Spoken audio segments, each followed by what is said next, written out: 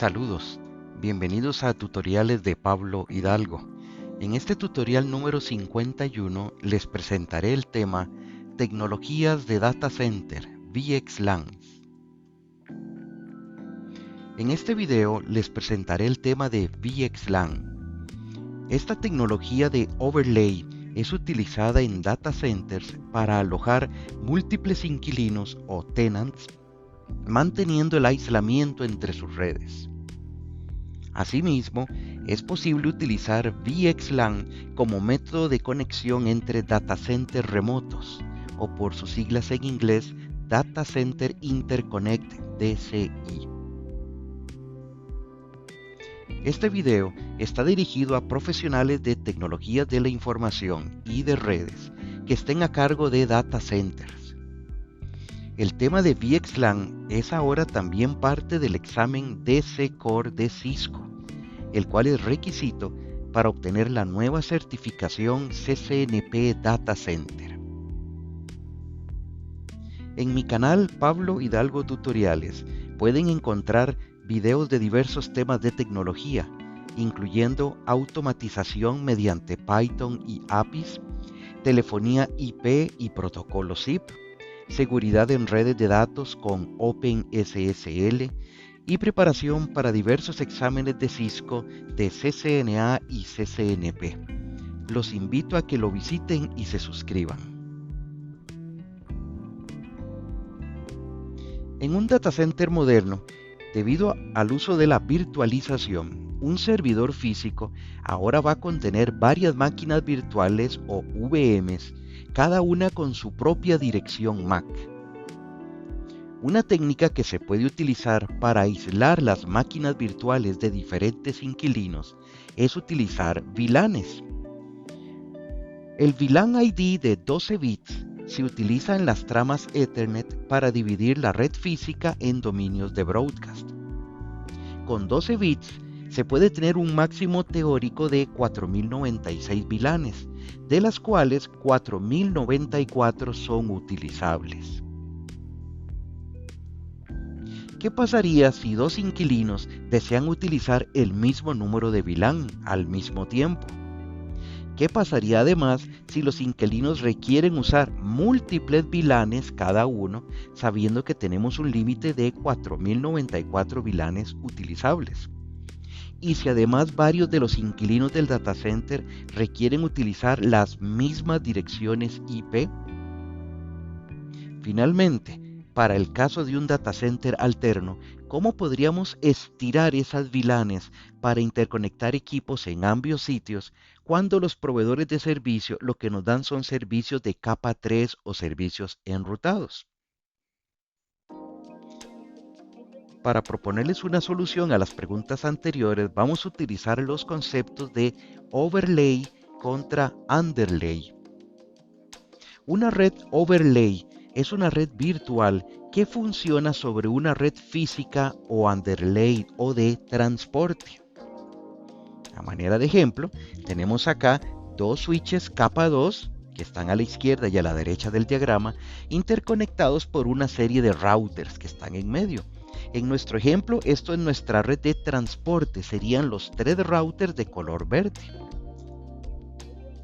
Ahora, a nivel lógico, lo que se necesita para este ejemplo es que los switches capa 2 puedan comunicarse utilizando las mismas VLANs sin importar la red de transporte que hay en medio.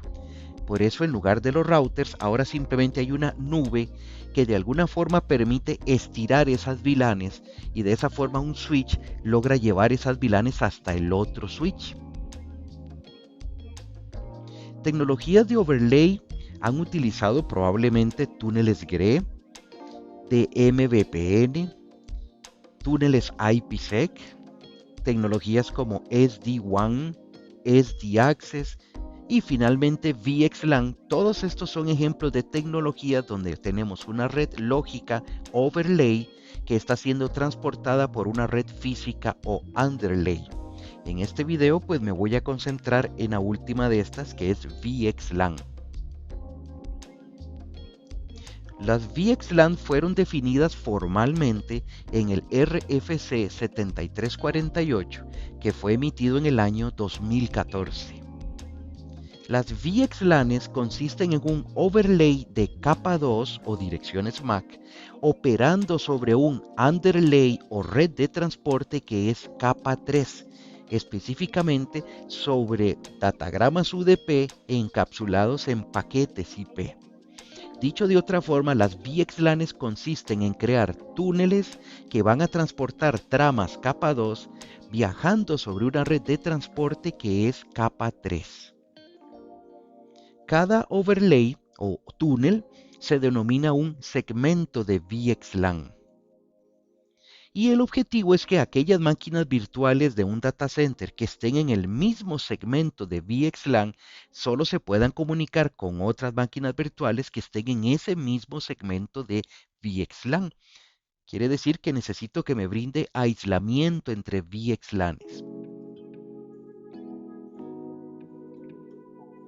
Volviendo a nuestro ejemplo anterior, vamos a definir algunos términos. Se llama VTEP o VTEP al equipo terminal de donde van a empezar y terminar nuestros túneles o nuestros túneles de VXLAN. Los VTEP se encargan de realizar la encapsulación y desencapsulación de las tramas Ethernet, que son capa 2, y las encapsulan en paquetes IP, datagramas UDP, que son capa 3. En el ejemplo del diagrama, ese router de la izquierda haría la función de VTEP y el router de la derecha. Entre los dos VTEPs o terminaciones de los túneles puede haber cualquier cantidad de routers y una red compleja, inclusive la internet se podría usar como transporte. Cada VTEP va a tener como mínimo dos interfaces. Una interfase capa 2 o layer 2 que se va a conectar a la red local, a la cual conectaríamos las VLANs que necesitamos transportar. Y otra interfase que esa sería capa 3, específicamente IP, que es la que se conecta a la red de transporte. En el diagrama que tengo ahí, para que no quede ninguna duda, ahí está marcado en color azul las interfaces que serían layer 2 o capa 2. Si se dan cuenta, son las que conectan a los equipos terminales, que en este caso son los switches de color azul. Y en color verde las interfaces que serían capa 3, que conectan hacia la red de transporte.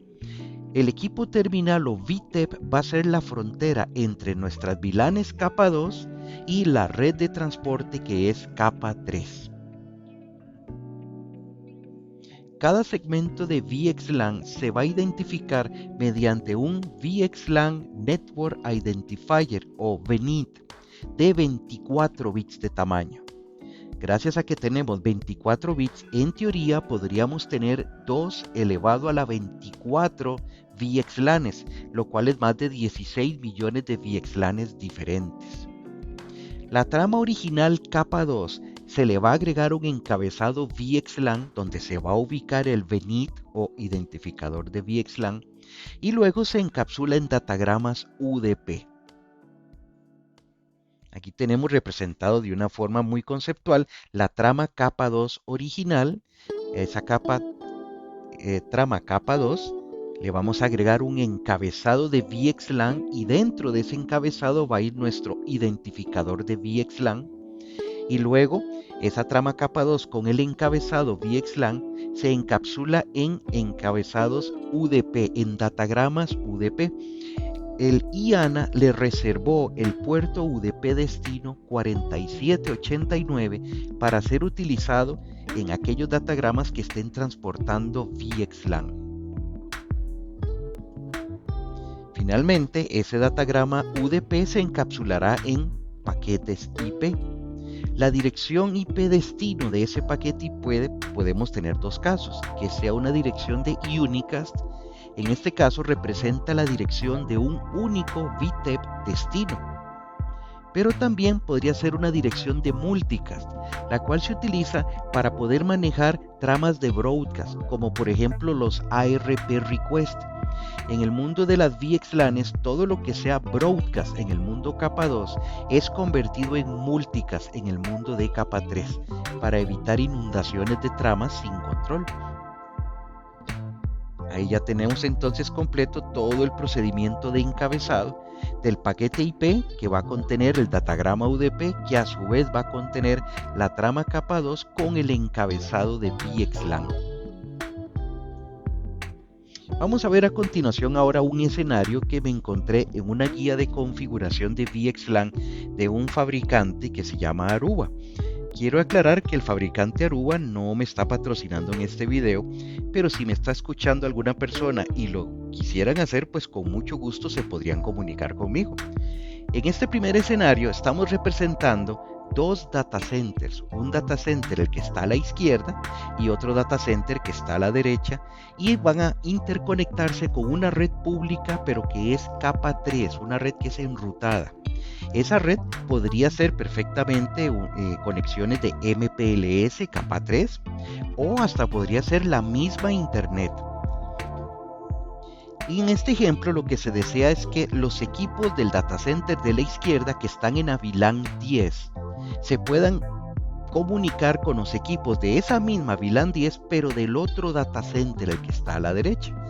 En este caso el switch 1 y el switch 2 van a hacer la función de VTEP y van a tener una interfase que va a ser capa 2 que va a conectar hacia la red y va a tener la interfase capa 3 que conecta hacia la red de transporte. Y podemos ver además que para este ejemplo se utilizó, aunque no es obligatorio, el número de VNIT o identificador de VXLAN, que es el número 10, se configuró igual que la VLAN que va a ser transportada, que también es la número 10. Eso no es requisito obligatorio, pero queda muy ordenado hacerlo de esa forma.